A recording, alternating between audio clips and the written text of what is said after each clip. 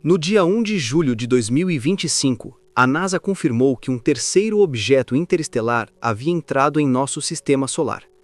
Mas sua cauda não estava ficando para trás. Ela apontava em direção ao Sol, contra todas as leis conhecidas da física. E agora os cientistas estão perguntando: será que é mesmo um cometa? Tudo começou com um borrão, apenas um ponto de luz em movimento em uma varredura do céu feita pelo Observatório Atlas, no Chile. A data era 1º de julho de 2025. À primeira vista, parecia apenas mais um visitante gelado vindo das regiões distantes do sistema solar. Mas então vieram os números. Sua velocidade foi registrada em mais de 209.214 km por hora, muito além das velocidades típicas de cometas presos pela gravidade do Sol. Sua trajetória era praticamente uma linha reta, com excentricidade maior que 6, marcando-o como inegavelmente interestelar. Não era um fragmento do nosso sistema solar, era um viajante de outra estrela. A NASA divulgou suas conclusões em poucas horas. O objeto foi oficialmente designado 3I Atlas, o terceiro objeto interestelar já observado depois de Oumuamua em 2017 e Borisov em 2019. Mas mesmo entre essas raridades cósmicas, o Três-Olho Atlas era diferente. Sua trajetória cortava de forma limpa o plano do sistema solar, retrógrada e quase perfeitamente alinhada com a órbita da Terra. Estatisticamente, essa coincidência tinha menos de 0,2% de chance de acontecer por acaso. Astrônomos experientes franziram a testa e então vieram as imagens. O que elas revelaram não era apenas estranho, era impossível, porque à medida que telescópios do mundo inteiro ampliavam a visão, uma característica perturbadora ficava clara. A cauda do objeto não o seguia, ela o conduzia. Em todos os livros de astronomia, as caudas dos cometas obedecem à mesma regra, elas se afastam do Sol. Isso acontece porque a luz solar, especificamente a pressão da radiação solar, sopra poeira e gás para trás, como o vento pegando um cachecol em meio a uma tempestade. Mas o Três-Olho Atlas se recusava a seguir essas regras. Dias após sua descoberta, a NASA divulgou imagens em alta resolução mostrando algo realmente bizarro. Uma pluma brilhante e persistente, surgindo do lado iluminado pelo Sol do objeto, apontando diretamente para o Sol. Em uma coletiva de imprensa, o veterano cientista de cometas Dr. Bryce Bolin a descreveu como bolhosa, desafiadora e voltada para o Sol. Outros astrônomos foram mais diretos. Isso não deveria estar acontecendo. Vários observatórios confirmaram a anomalia. O telescópio Gemini Sul, no Chile, e o Lowell Discovery Telescope, no Arizona, capturaram a mesma pluma voltada para o Sol. Ela não oscilava nem mudava. Permaneceu firme por dias, e seu formato não se parecia com nada conhecido na ciência cometária. A poeira parecia pesada demais para ser empurrada pelo vento solar, no entanto, também não caía de volta em direção ao núcleo. Ela avançava, mantendo sua forma como um jato fino e concentrado. Equipes rodaram simulações, ajustaram os modelos para o tamanho da poeira, vento solar, taxa de rotação. Nada explicava o que estavam vendo. Todos os testes falharam. Durante séculos, os cometas seguiram as leis da física. Halley, Hale-Bopp, Borisov. Todos obedeceram ao Sol. O Três-Olho Atlas, não. E esse único fato obrigou os cientistas a considerar uma possibilidade que ninguém queria dizer em voz alta. E se a pluma não fosse apenas poeira? E se fosse algo sendo impulsionado com intenção? Se a cauda era estranha, a química era ainda mais. No início de agosto, a NASA apontou o telescópio espacial James Webb para os Três-Olho Atlas. Sua missão: analisar a luz refletida e emitida pela coma do objeto, o halo de gás e poeira ao redor de seu núcleo gelado. O que o Webb encontrou surpreendeu até os pesquisadores de cometas mais experientes. O espectro revelou uma proporção de dióxido de carbono para água de 8:1. Esse número por si só quebrava os padrões. Em praticamente todos os cometas conhecidos, a água domina. O dióxido de carbono, quando aparece, costuma ficar em segundo plano, em níveis muito menores. proporções entre 0,1 e 2. Alguns casos raros chegaram a 4, mas 8? Isso é fora da escala. E não foi um erro. O Very Large Telescope, VLT, no Chile, confirmou os dados. Não apenas o dióxido de carbono era dominante, ele estava concentrado exatamente no mesmo lado, voltado para o Sol, de onde a misteriosa pluma se originava. Ainda mais intrigante foi a presença de níquel atômico em quantidades massivas. Mais de 10 elevado a 22 átomos por segundo estavam sendo ejetados, uma intensidade raramente vista até mesmo nos cometas mais brilhantes. Mas, curiosamente, o ferro estava ausente, uma anomalia que desafiava a química normal do sistema solar, onde os dois metais quase sempre aparecem juntos. Este objeto não apenas vinha de outro sistema estelar, ele provavelmente se formou em um berçário planetário radicalmente diferente, onde o dióxido de carbono era mais abundante que a água e o níquel podia se vaporizar sem o ferro acompanhar. Mas não se tratava apenas de onde ele veio.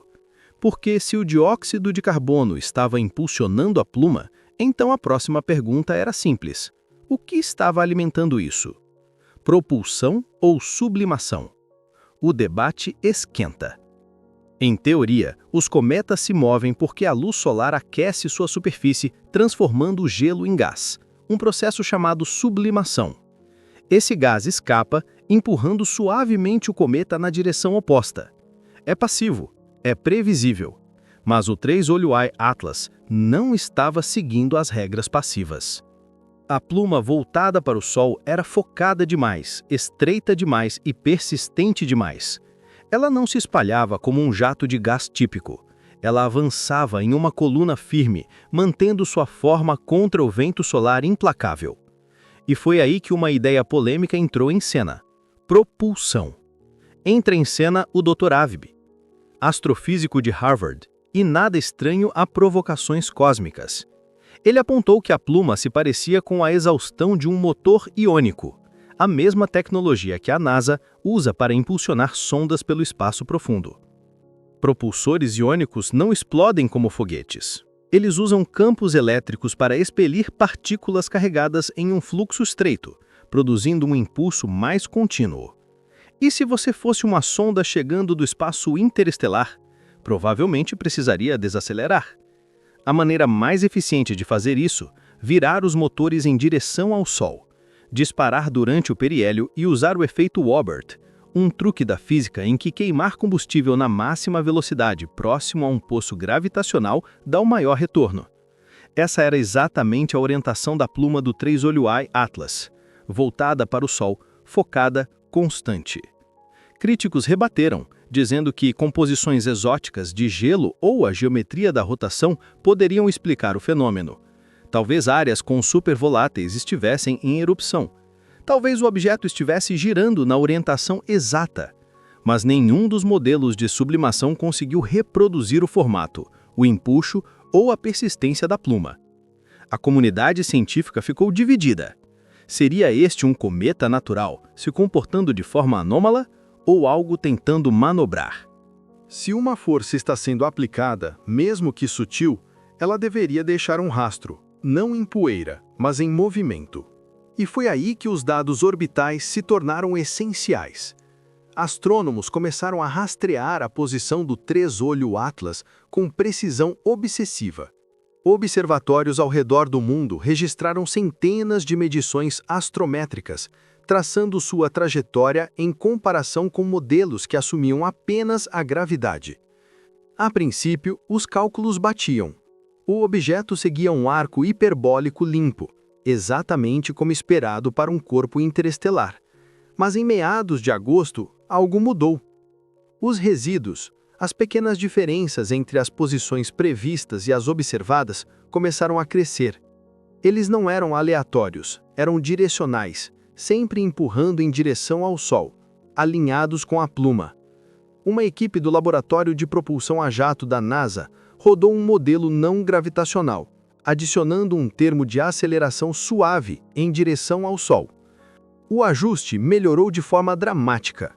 A força calculada, cerca de 4 vezes 10 elevado a menos 7 metros por segundo ao quadrado, é minúscula, equivalente ao peso de uma pena pousando sobre sua mão. Mas com o tempo, no espaço, isso se acumula. E aqui está o detalhe. Essa magnitude e direção se encaixam de perto com o que um motor iônico produziria. A poeira na pluma não era leve ou dispersa, era densa, pesada e concentrada.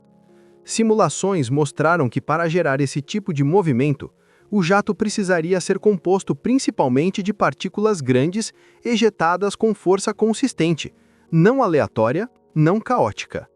Seja por natureza ou por design, algo estava empurrando o Três-Olho Atlas, e fosse o que fosse, não estava diminuindo a velocidade.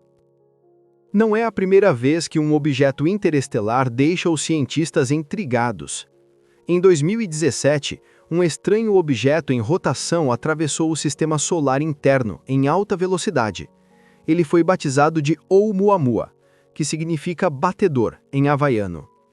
Diferente de tudo já visto, não tinha cauda, não tinha coma e não apresentava liberação visível de gases.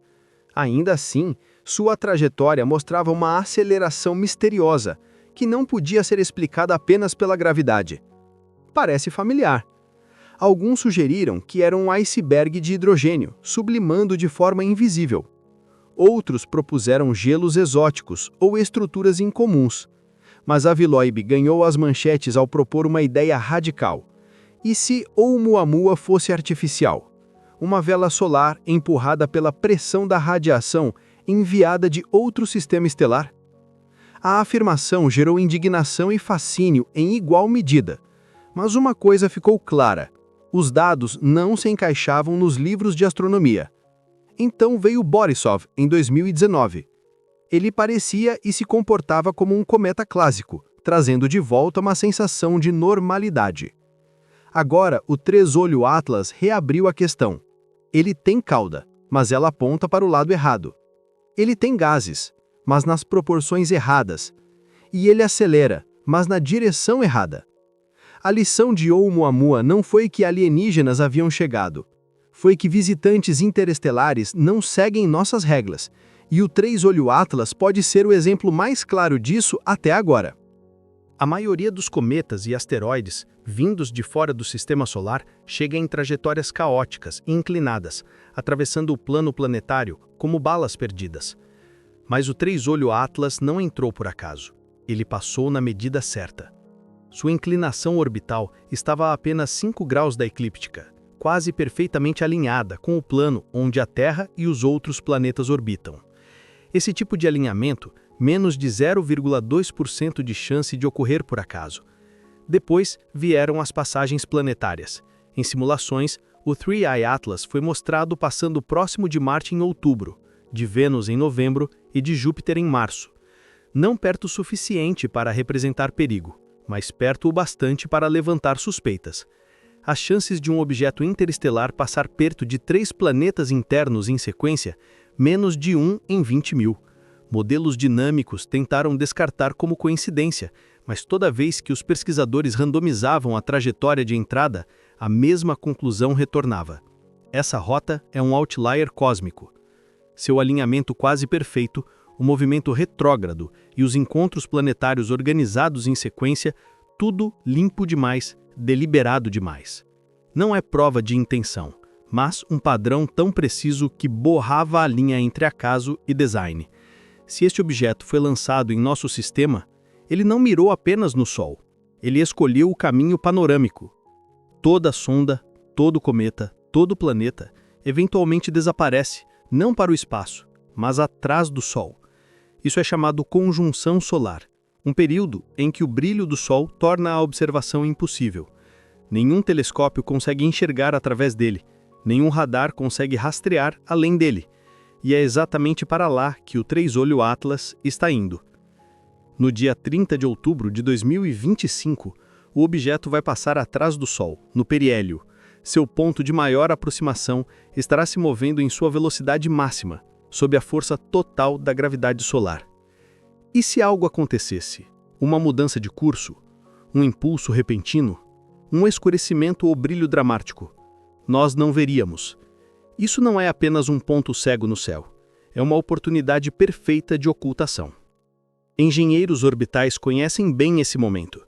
É quando espaçonaves realizam queimas críticas para alterar a velocidade, usando o efeito Obert. Se o 3I Atlas estivesse realmente sob propulsão, natural ou não, este seria o momento de agir. Equipes da NASA e da ESA já agendaram varreduras de reaquisição para quando o objeto reaparecer semanas depois. Eles estarão atentos até o menor desvio em sua posição, trajetória ou brilho. Até lá, o objeto é intocável, um mistério selado atrás da luz mais brilhante do céu.